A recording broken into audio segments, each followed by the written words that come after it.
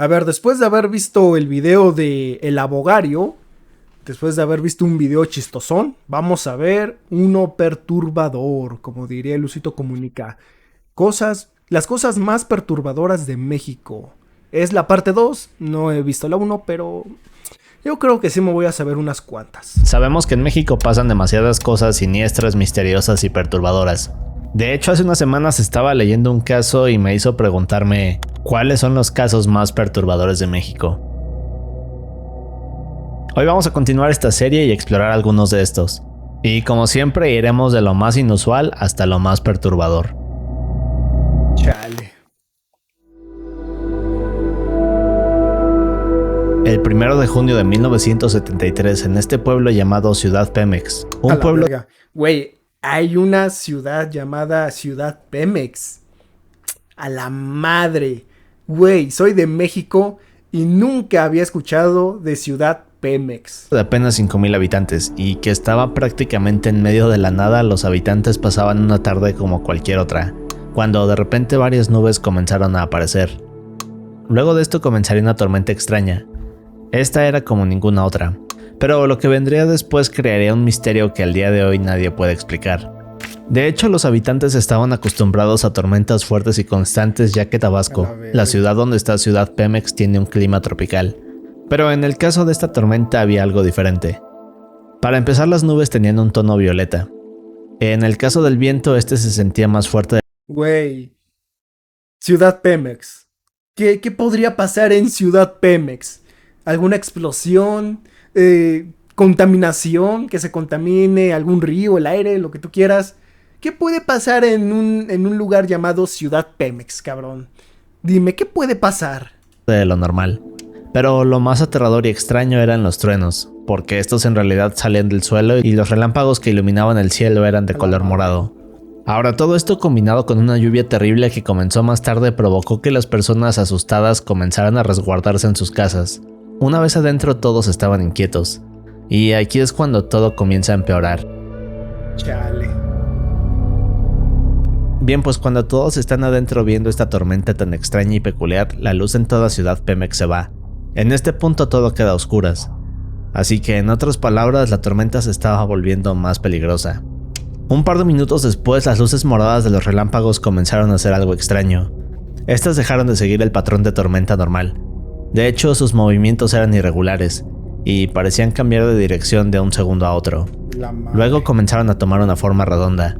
Aquí fue cuando los truenos hacían temblar las paredes y cristales de las casas. De hecho, más tarde las personas de Ciudad Pemex dirían que estos parecían ser explosiones lejanas, lo que provocó que varios no pudieran dormir. Pero lo más escalofriante vendría después. Ahora, mientras todos están viendo la tormenta en completa oscuridad, de pronto se... Güey, ¿qué haces en esas situaciones? La neta, ¿qué puedes hacer en ese tipo de situaciones donde hay una pinche tormenta súper enorme, güey? Casi a punto de derribar tu casa. O sea, ¿qué haces, güey?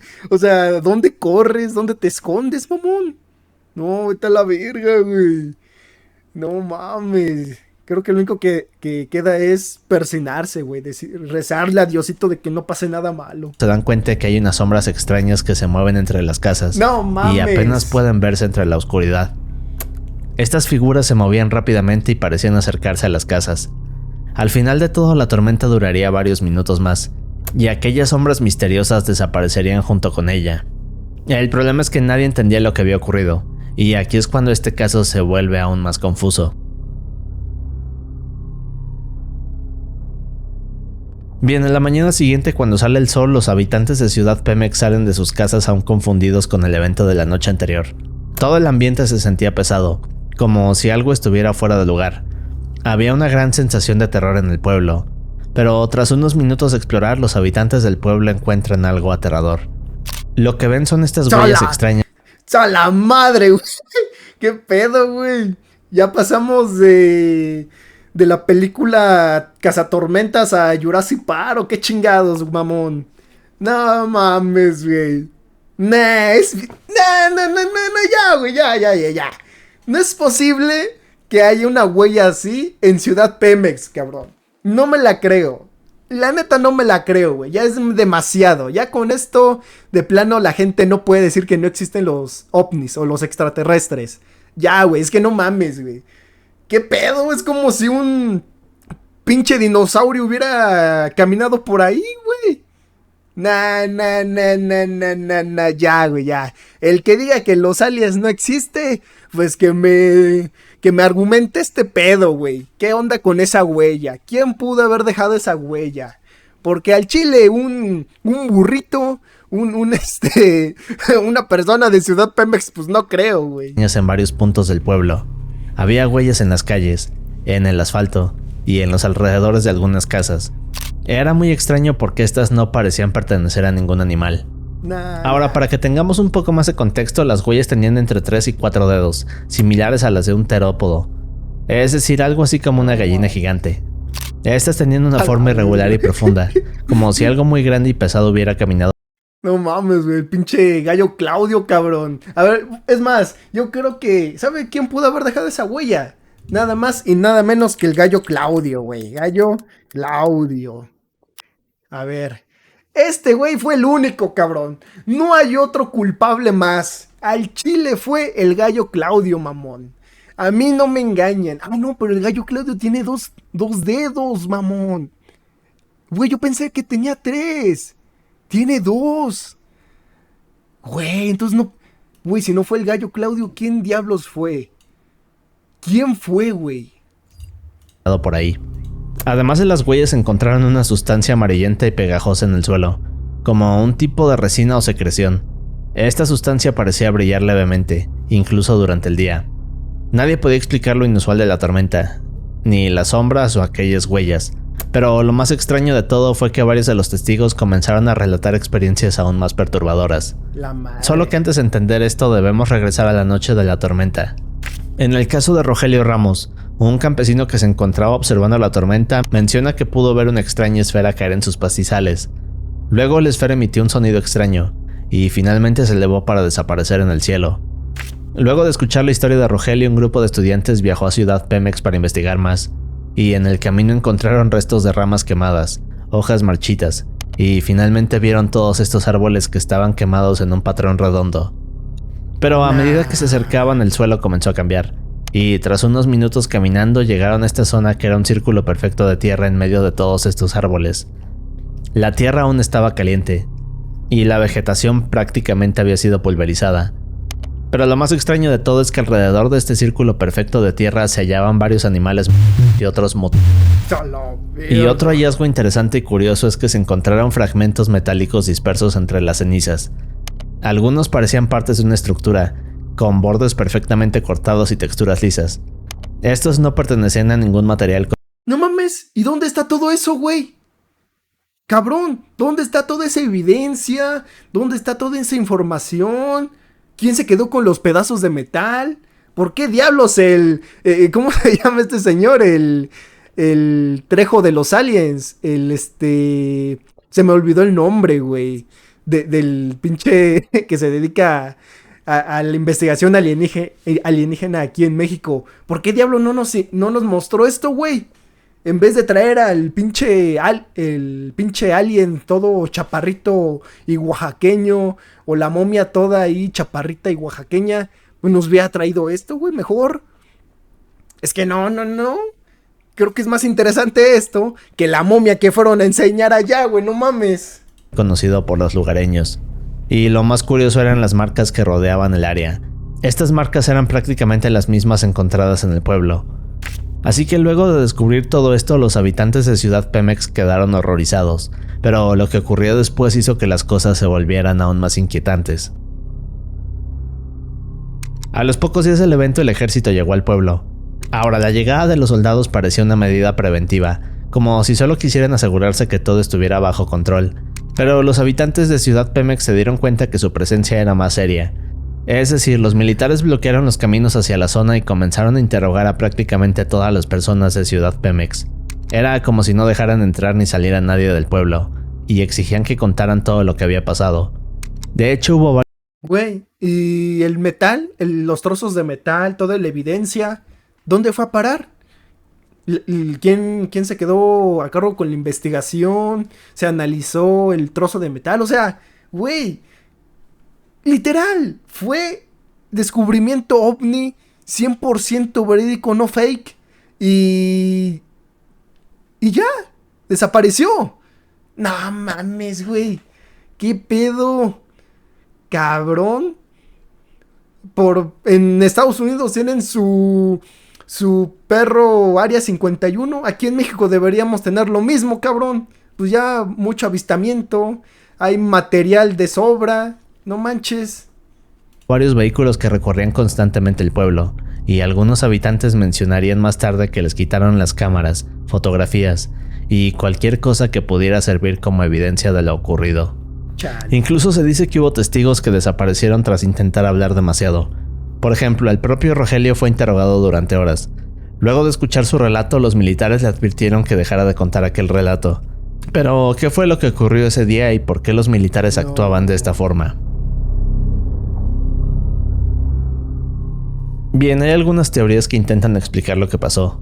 Por ejemplo, la primera nos habla de que en realidad todo pudo haberse tratado de un fenómeno natural, algo conocido como un rayo bola, que es un fenómeno inusual que al día de hoy no tiene una explicación.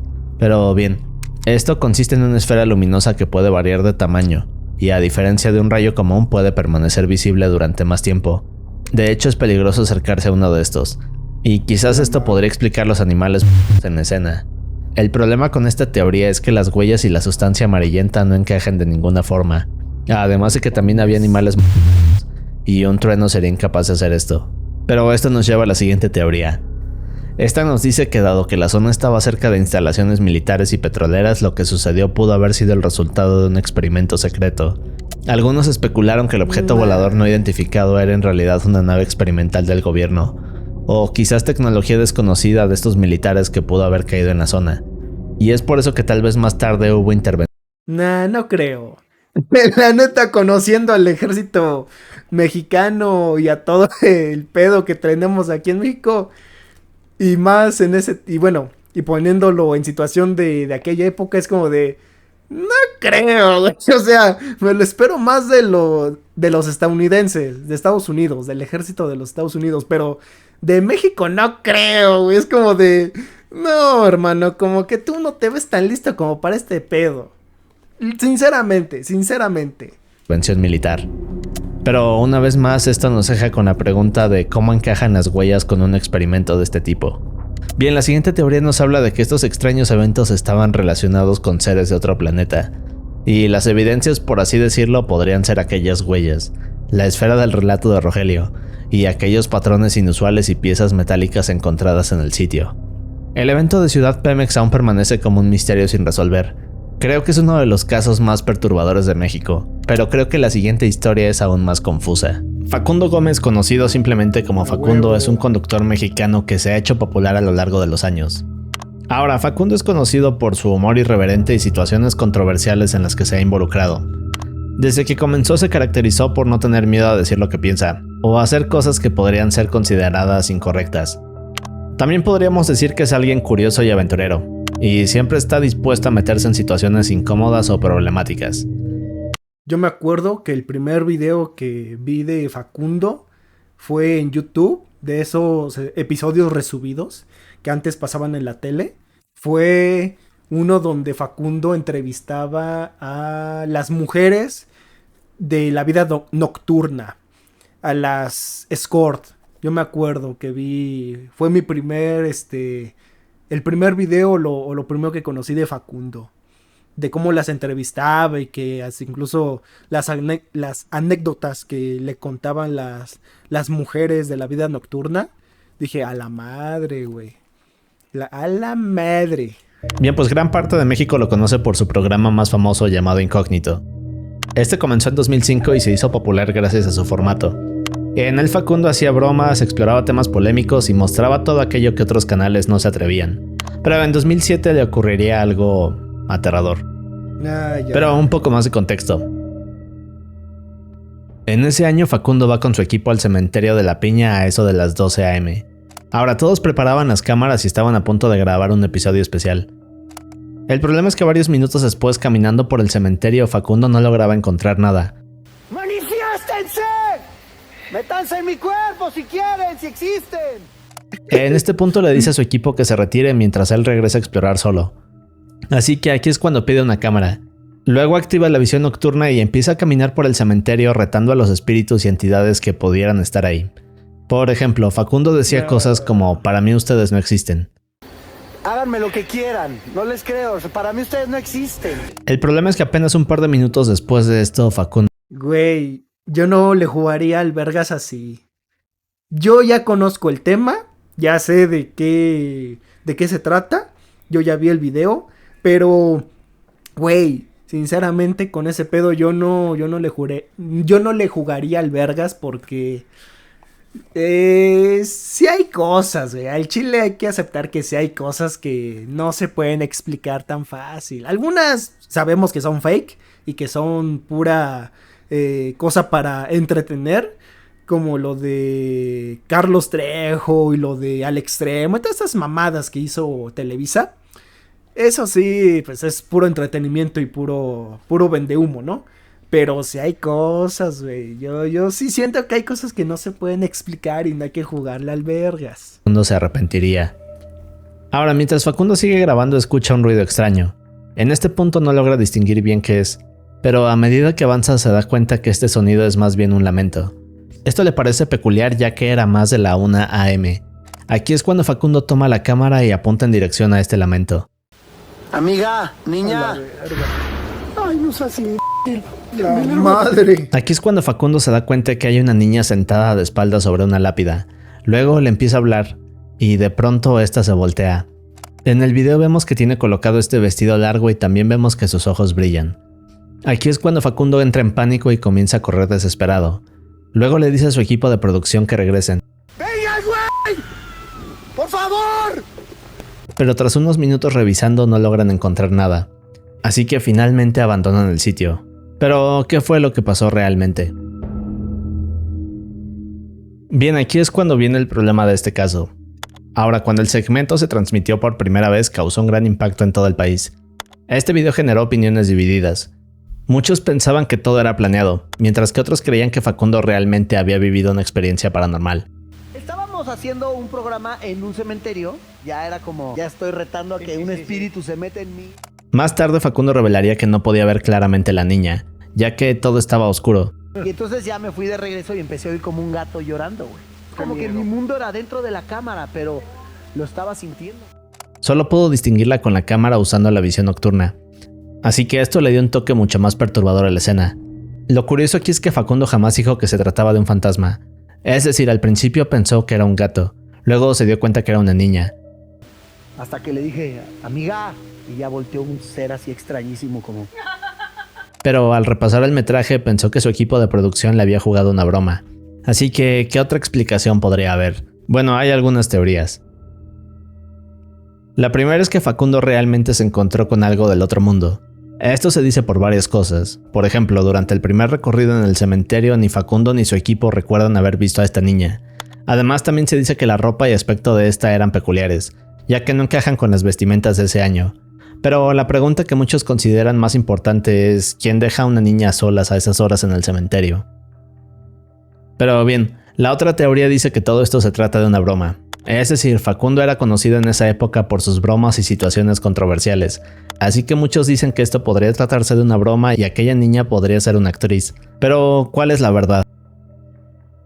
Bueno, no hay una respuesta, pero sí tenemos algunas curiosidades.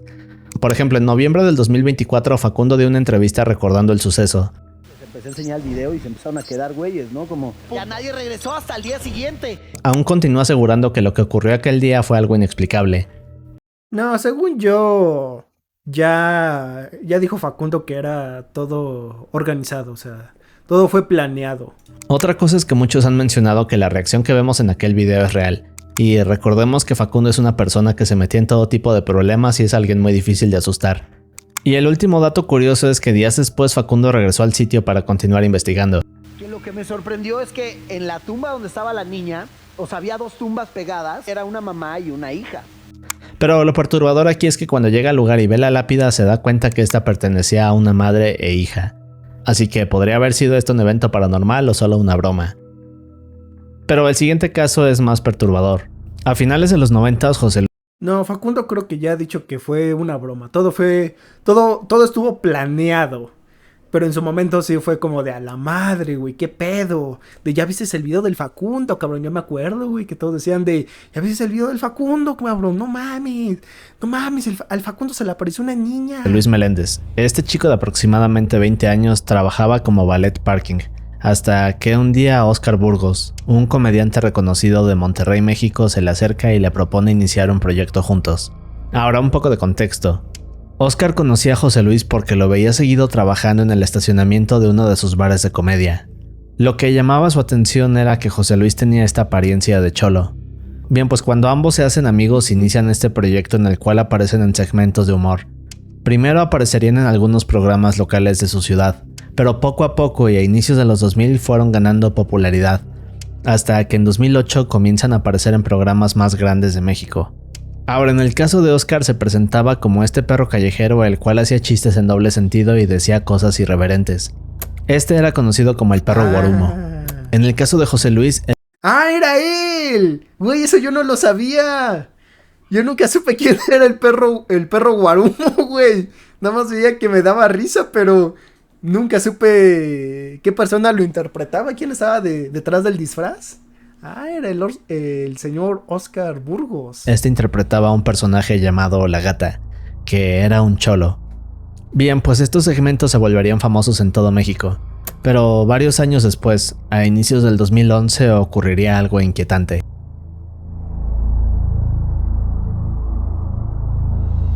Bueno, había un video del Conan peleándose con el perro Guarumo. A ver, lo voy a buscar rapidísimo. Según yo había un video del Conan peleándose con el perro Guarumo. A ver, perro, Guarumo y Conan. Creo que había un video, ¿no? Era el de 10. Un saludo para allá, para la escuelita, mis amigos sí, de Escobedo, Nuevo León. La Podaca. De Apodaca. Es la escuelita de Apodaca, Nuevo León, allá que me están viendo. Javier López, Caricia. ¿Dónde está? Te doy 10, perro. Mira, acá está. No como licenciado. ¡Que le empine! Es este. Yo vine a empinarte, perro, ya basta. Silencio, por favor. ¿Por qué traen sujetos así sin educación? Perdón, Guarumo. Te pido una disculpa porque no trajimos gente a tu altura. No, la verdad que no, que no ve que hay familia. Güey, ¿cuándo se Disciplina pelea? nacional, disculpe la moletito, porque vengo a empinarte. Está.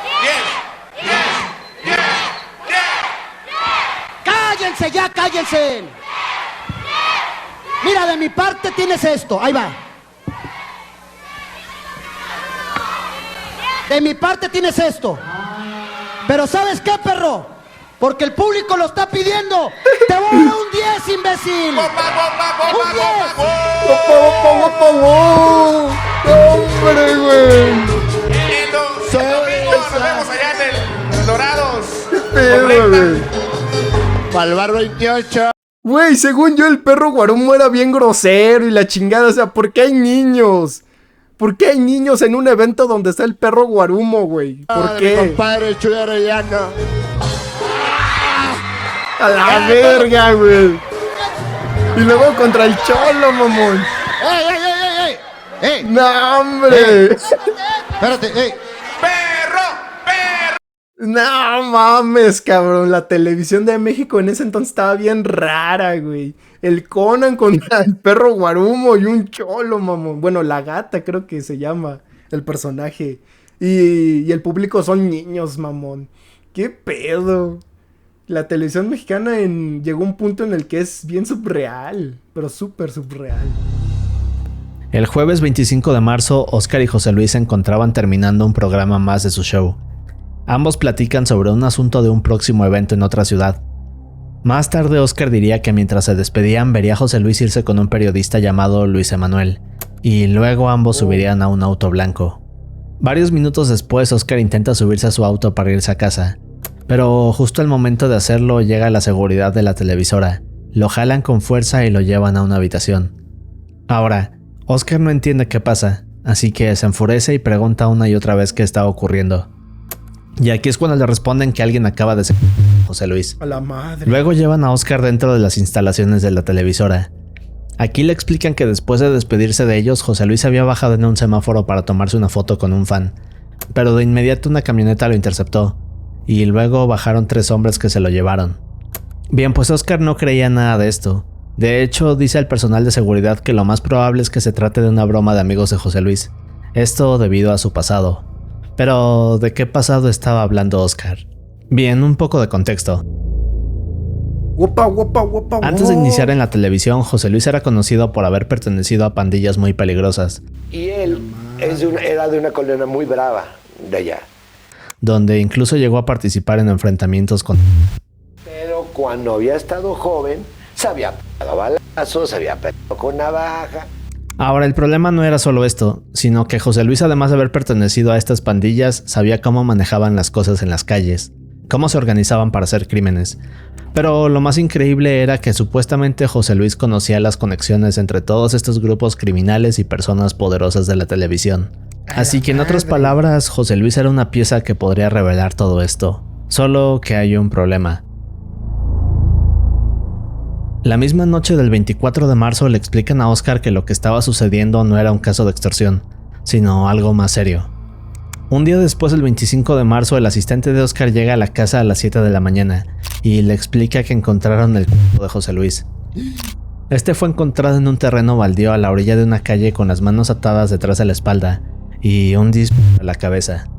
Pero la parte más increíble y perturbadora de esto vino después, ya que el cuerpo sería mostrado en televisión. Pero además en una pared frente a él había un mensaje que decía: no sigas cooperando. Ya no sigas cooperando con los atentamente. ¿Qué dice? Ok, no conozco, no sé de qué organizaciones son estas siglas, ¿eh? ¡A la madre! Cooperando con los Zetas. Atentamente SDS. Saludos. Ahora, una hora después de esto, mientras las autoridades realizaban la investigación, Güey, eso no, ya no es tema de pandillas, güey, eso ya está más fuerte, súper fuerte. llegó un grupo de hombres y se llevan los de José Luis. Pero 10 horas después, este reaparecería dentro de un auto abandonado en otro punto de la ciudad. Pero, ¿qué fue lo que pasó entonces? Bien, pues ese es el problema. Al día de hoy no hay una conclusión como tal, pero veamos algunas teorías. La primera habla de que Luis Emanuel, aquel reportero que subió al auto con José Luis, en realidad haría un reportaje el cual mostraría las cosas que ocurrían entre los grupos criminales y personas importantes de la televisión. Esto se dice porque Luis Emanuel venía desde otro estado para hacerle preguntas a José Luis sobre el próximo evento que tendrían. Pero lo extraño es que al llegar aquí, este jamás le hizo preguntas del evento a Oscar, a pesar de que él también estaría participando en este show. Pero aquí es donde está lo sospechoso, porque luego del crimen en el auto de José Luis se habían encontrado una laptop, una libreta y una cámara que pertenecían a Luis Emanuel. Solo que estos desaparecerían después de la primera investigación y nadie los volvería a ver. Bien, pues lo que esta teoría nos dice es que luego de que Oscar se despide de José Luis y Luis Emanuel, estos suben al auto blanco. Luego hacen una pequeña entrevista hablando de todo esto. Ahora, Luis habría documentado toda esta información, pero minutos después serían interceptados. Luego y después las pruebas y la documentación desaparecerían. Así que al parecer jamás sabremos lo que decía aquella entrevista a José Luis. Ahora, la siguiente teoría tiene que ver con Oscar y una chica y conductora de televisión llamada Carla. Bien, pues Carla aparecería Que chingue a su madre Carla Panini. en varios de los segmentos junto con Oscar y José Luis. Ahora, tiempo después, Carla y Oscar iniciarían una relación. Solo que se dice que Oscar sentía celos de Carla y José Luis, ya que estos eran grandes amigos y detrás de cámara solían llevarse muy bien. La teoría dice que supuestamente Oscar se enojaría con Carla, y esto haría que le pusiera una trampa a José Luis donde finalmente se haría. Esto se dice porque Oscar fue el último en ver a José Luis. Además, el show al que irían estaba a 5 horas de distancia. Ahora, lo que dice esta teoría es que los dos conductores debían salir a las 2 p.m. para llegar al evento a las 8. Es decir, que tendría... No sé, muy guajire esta historia de traición y amor. Sé que muchos también dirán de, ay no, pero es que la primera también puede estar muy guajire, lo que tú quieras, ¿no? Pero, no sé, güey. como toda prueba, toda evidencia desapareció, no hay ningún testigo, y luego el mensaje, no sé, güey, no sé, da mucho que pensar. Había sentido que los dos viajaran juntos. Sin embargo, Oscar por alguna razón no quiso viajar junto con su compañero. Pero claro que todo esto es una suposición, y quizás podría ser una coincidencia. Pero hay una tercera teoría. Esta menciona aquel mensaje extraño de la pared. Bien, pues se dice que este es extraño porque parece ser más bien una advertencia para alguien que trabajaba en la televisora donde estaba José Luis. La teoría dice que supuestamente un cartel estaba ordenándole a esta persona importante de la televisora que dejara de colaborar con los Zetas. Y desafortunadamente José Luis fue el primer empleado que vieron. Así que, en otras palabras, esta teoría nos habla de que José Luis estaba en el tiempo y lugar equivocado. Al parecer jamás sabremos qué ocurrió en realidad, pero lo perturbador de este caso es que es una situación muy común en México. Es que sí, güey. A mí lo que me hace ruido es el mensaje. El mensaje en la pared sí me hace mucho ruido. Yo creo que la tercera teoría puede ser la más cercana, güey. Pero el siguiente es donde empezamos a hablar de cosas más oscuras. En 1994 México estaba en pleno proceso electoral, pero había un ambiente político complicado. Además de que había grandes críticas al gobierno y la crisis económica y social. Bien, pues aquí es cuando Luis Donaldo Colosio. Güey, hay muchas teorías sobre lo que le pasó a Colosio. Muchas teorías. Güey, yo tenía un libro por aquí. No sé si... Verga, güey, es que aquí tenía un libro. Ah, mira, acá está. A ver si lo puedo sacar. Hubo un periodista donde... ¿Sí es este o no? No, chale, güey. Pero yo tenía un libro igual de un periodista, Jesús J. Lemus. Jesús Lemus. Creo que así se llamaba el periodista. Ay, ahorita guardo esto. Que en su libro cuenta que según habló con el de Colosio. Es J. Lemus. Espera, aquí está, es este. Este libro, este mismo libro, el de los malditos, es un libro que escribió J. Jesús Lemus cuando lo metió a una prisión. Fue mandado a prisión por el presidente en ese entonces, que era... ¿Quién era? Calderón, creo que era en el sexenio de Calderón. Lo metieron a prisión, en una de estas prisiones donde empezaron a meter, pues, a muchos capos. Y el periodista J. Lemus empezó como que a entrevistar a todas estas personas. Y hay una parte en su libro donde habla lo de Colosio, que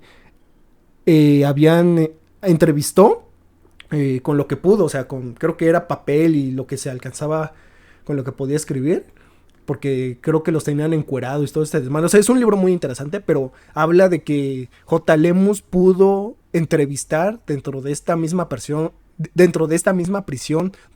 donde lo habían metido al asesino, según, de Colosio.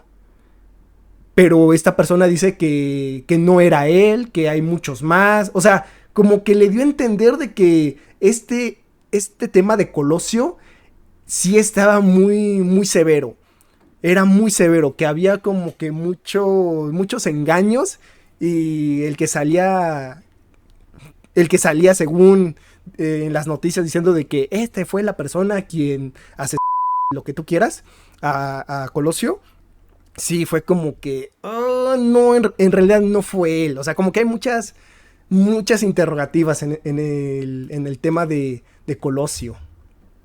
Candidato del PRI, surgió como una figura de esperanza. Pero, ¿qué era lo que lo hacía tan especial? Léanlo, la neta se los recomiendo mucho. Este libro de Los Malditos de J. Jesús Lemus, se los recomiendo mucho. Está muy bueno. Bien, pues Colosio parecía que realmente estaba interesado en escuchar y atender las necesidades de la gente, lo que lo hacía destacar de entre los demás políticos. Es decir, era como si en verdad tuviera algo único. Ahora, Colosio no solo parecía escuchar a las personas, sino que además conectaba con millones de personas que se sentían ignoradas por otros políticos. Un ejemplo de esto era su forma de hacer campaña. Bien, pues a diferencia de otros candidatos, Colosio prefería caminar entre la gente, escuchar sus problemas y hablar con ellos de forma directa. Así que esto lo hacía ver como alguien auténtico y en pocas palabras casi todo el país lo veía como la esperanza de un cambio real. Gracias a todo este tipo de cosas se volvió el favorito para las elecciones. De hecho, Colosio era consciente de esto y hacía varias giras donde siempre se presentaba de la misma manera. Sin embargo, lo que sucedió después fue algo completamente inesperado. Bien, el 23 de marzo de ese año a las 5 p.m. en un barrio de Tijuana, Colosio se encontraba dando un discurso. En este punto había una gran probabilidad de que ganara las elecciones y fuera el siguiente presidente del país. Ahora el discurso transcurrió con normalidad, y al finalizar Colosio baja del escenario y decide hacer lo de siempre, es decir, caminar entre la multitud y saludar a las personas. En unos cuantos segundos todos se fueron encima de él para saludarlo, para abrazarlo, o simplemente para verlo más de cerca. De hecho, había tanta gente alrededor que la seguridad no podía controlar a las personas, y en unos cuantos segundos todos... Güey, eso es muy arriesgado. Se entiende que era su forma de hacer política y, bueno, su forma de conectar con la gente, pero es muy arriesgado, güey. Sinceramente es muy, muy arriesgado. Se volvió un caos. Ahora, en este punto, Colosio comienza a caminar en línea recta para subir a su auto e irse. Güey, me espantaste. En el video podemos escuchar música, los gritos de la multitud, pero de repente se puede ver una... y esta se coloca justo al costado derecho de su cabeza. Y lo que pasa después es... No, güey. Bien, aquí es cuando todos entran en pánico y corren desesperados, pero entre toda la multitud podemos ver a Colosio tirado en el suelo. Pero, ¿qué fue lo que pasó? Bueno, resulta que un par de minutos antes de esto, un hombre llamado Mario se abrió paso entre la multitud. Ahora, mientras Colosio caminaba saludando a todos, Mario se acercaba poco a poco, y una vez que estuvo a un lado de Colosio, disparó una y otra vez. Bien, pues luego del incidente, varias personas atrapan a Mario y lo intentan linchar. Se supone que fue esta persona, se supone. Pero como mencioné, el periodista J. Lemus entrevistó al que, pues, le quitó la vida a Colosio. Y le cuenta que sí hay muchas incongruencias, como que hay algo que no cuadra bien de si fue él en verdad. Así que no sé, o sea, yo lo sigo poniendo como que no creo que haya sido él o quién sabe. Pero la seguridad de Colosio lo impide y Mario es arrestado. Ahora, mientras tanto, Colosio se encontraba inconsciente. Minutos después sería trasladado al hospital más cercano, donde desgraciadamente fallecería. Pero regresemos con Mario. Este se encontraba bajo arresto y podríamos decir que el caso estaba resuelto, ¿cierto? Bueno, no realmente, y aquí es donde la historia de Colosio se vuelve extraña. Bien, pues todo comienza con la versión oficial. Esta nos dice que Mario había actuado solo, y que supuestamente había reaccionado así debido a que no le gustó el discurso de Colosio. También se dice que ese día hubo fallas de seguridad en el evento, y el hecho de que Mario fue detenido en el acto parecía ser la pieza que terminaba el rompecabezas. Pero aún así hay cosas que no terminan de encajar con esta versión, y es por eso que tenemos una teoría interesante, y que para muchos podría ser cierta. Ahora, una de las cosas... Hay muchas teorías, muchas teorías. Dicen que se llevaba mal con gente de alto poder. Creo que uno de ellos era, no me acuerdo si expresidente de México, no me acuerdo. Pero dicen que fue porque no quería hacer lo que los de arriba le pidieran que hiciera. O sea, como que, como vieron que no iba a seguir las órdenes de los de arriba, de los mandatarios, de los cabrones, es como que fue una forma de decir de, bueno, como no nos va a hacer caso esta persona, la quitamos y ponemos al que sí nos va a hacer caso. Cosas que dice esta teoría es que Mario aparentemente es inocente. Esto se dice porque varios testigos afirman que en el evento pudieron escuchar a más de un tirador. Otro punto importante es que más tarde Mario confesó todo, pero esto lo hizo debido a que fue durante horas. Además de esto, otra cosa importante es que en algunas imágenes Mario portaba un reloj plateado y un anillo en la mano izquierda, pero estos no coincidían con la mano de la persona que colocó el sobre Colosio. Pero lo más increíble son las fotos de Mario. Estas han hecho dudar a muchos.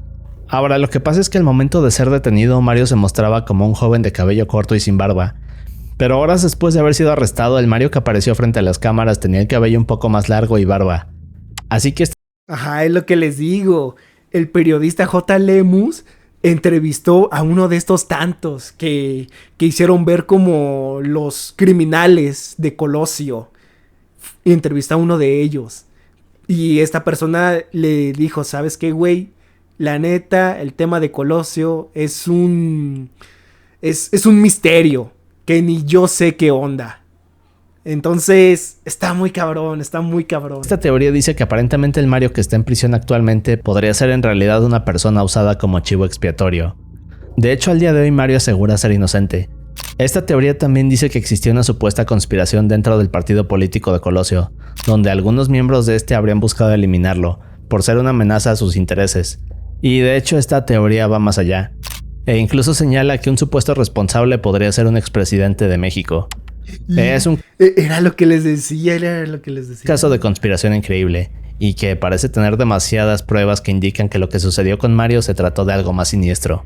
Al día de hoy muchos creen que no hay una respuesta como tal, pero el siguiente caso es igual de terrible. En Zamora, Michoacán existe este albergue para niños huérfanos o abandonados. A la madre. Este era conocido como el albergue La Gran Familia. No, güey, esto no va a ser bueno. Esto no va a tener un final feliz, lamentablemente. El albergue cuidaría de niños desamparados durante más de 60 años, e incluso sería reconocido por los gobernantes del país. De hecho, se hizo tan importante que grandes figuras como la reina Isabel II mandaría construir el gimnasio de este, y además músicos importantes donarían instrumentos para luego crear una banda de niños de este sitio. Pero en otras palabras, el albergue La Gran Familia era un lugar importante y famoso para México. Solo que ocurriría algo... bueno, mejor veamos. Rosa del Carmen Verduzco era hija de una familia de dinero en Zamora, Michoacán. Su familia le exigía vivir una vida tradicional, es decir, casarse con un hombre rico, tener hijos, ser ama de casa, etc. Pero esta idea jamás le agradó a Rosa. En realidad desde niña tenía un sueño grande, que era cuidar a los niños desamparados aunque eso implicara vivir una vida sin lujos. Por ejemplo, a sus 8 años durante una clase de catecismo se dio cuenta de que lo que realmente la hacía feliz era poder ofrecerle una mano a otros niños que lo necesitaran. De hecho, Rosa en muchas ocasiones les daba de comer, o les donaba ropa, y esto seguiría así durante 5 años más. Gracias a esto, Rosa se ganaría la reputación de ser la salvadora de los desamparados. Más adelante, a sus 13 años, Rosa conocería a un pequeño abandonado por un circo, luego lo llevaría a su casa. Una vez aquí le explicaría a sus padres su idea y cómo buscaba que esto fuera su futuro. Bien, pues lo más sorprendente es que sus padres le permitieron quedarse con este niño, y en 1947 iniciaría su carrera como una especie de madre de acogida. Poco tiempo después Rosa logró obtener donaciones gracias a que su familia era de dinero. Luego de esto construiría una pequeña casa donde viviría con aquellos niños abandonados. Bien, pues en 1957 Rosa adoptaría el primer niño de este albergue, y a partir de aquí todos la conocerían como Mamá Rosa. El problema es que todo este albergue era una mentira, pero ¿qué ocurría en realidad? Chale. Bien, Rosa admitía que su forma de amar era a través de la disciplina, así que los golpes eran una de estas medidas. De hecho, una de sus frases favoritas decía: el que no ama a sus hijos no ama a sus hijos, y de hecho la violencia era su herramienta favorita. A la madre, güey. No, pues creo que eso de ayudar a los niños como que no, cabrón, como que no. Yo creo que debió haber sido luchadora profesional. La neta, si le gustaba golpear, pues yo creo que luchador profesional le hubiera quedado bien. De acuerdo con sus hijos, esto era muy común, y aún hay más. Rosa enseñaba a sus hijos más grandes a disciplinar a los más pequeños con el mismo método. Era como si el albergue fuera gobernado por una dictadora. Otra forma de aquí era la psicológica. Esta consistía en que Rosa les gritaba todo tipo de cosas a sus hijos. De igual forma les hacía creer que debían ganarse su lugar y comida en el albergue. Pero lo más inquietante es que esta comida muchas veces estaba mordida por ratones, o cubierta de moho y gusanos. Así que en otras palabras, Mamá Rosa y alimentaba a sus hijos con comida echada a perder. Pero hay algo aún peor.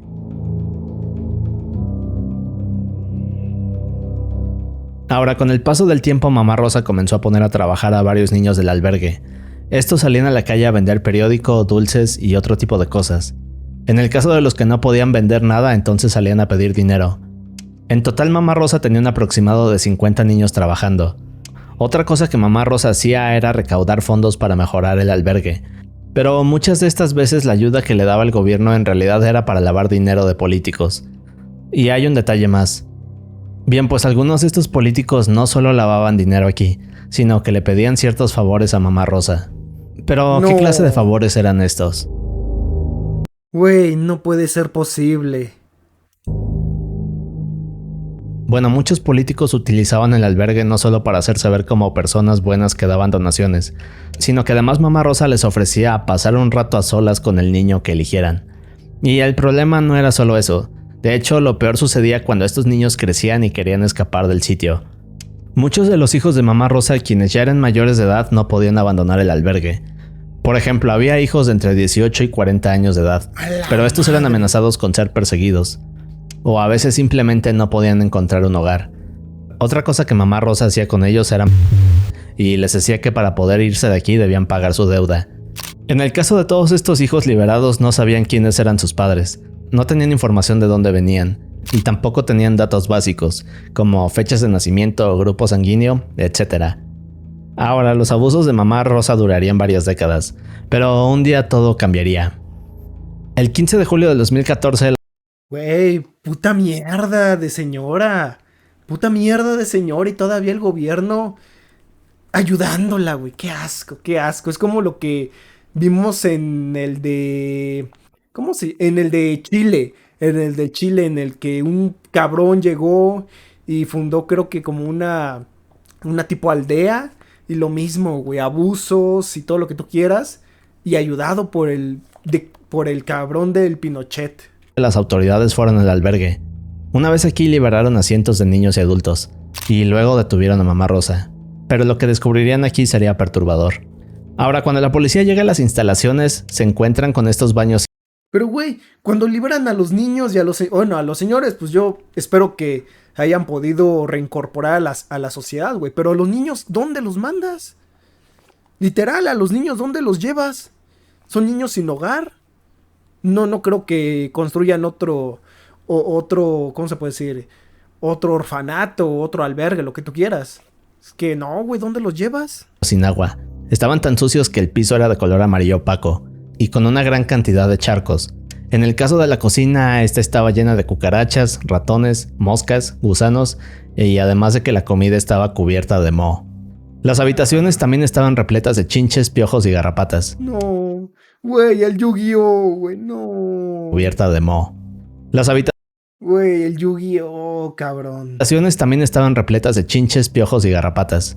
Y en el caso de los niños, estos llevaban heces en la ropa y todo el cuerpo. Pero aún hay más. Habían niños con infectadas, y en casos más graves, varios de estos tenían otro tipo de terribles. Pero lo más aterrador y triste de todo es que en el sitio se encontraron con estas habitaciones reforzadas con rejas como si fuera una prisión. También había restos de niños pequeños, e incluso se descubrieron varios objetos que eran usados para crear todo tipo de... y bueno, otras cosas que YouTube no me permite mencionar. Ahora, en este punto el albergue llevaba más de 60 años funcionando, así que no se sabe realmente cuántas víctimas pasaron por aquí. Pero para que tengamos una idea, luego de este rescate en 2014, las autoridades lograron salvar la vida de casi 600 personas, de los cuales 458 eran menores de edad. Y en el caso de Mamá Rosa, esta fue detenida, pero debido a que tenía 79 años, las autoridades la liberaron. Aunque 4 años mames. después, en 2018, falleció. Es uno de los casos más perturbadores de México. Nah, la señora, yo creo que por más que ya sea un anciano, a la prisión, güey. Por más que sea un anciano, a la prisión. Y pronto regresaremos a explorar la tercera parte de estos casos. Pero mientras puedes ir a ver este video con más historias perturbadoras como estas. Qué buen video. La neta, qué buen video. Muy cabrón. Está muy cabrón, pero... a la verga.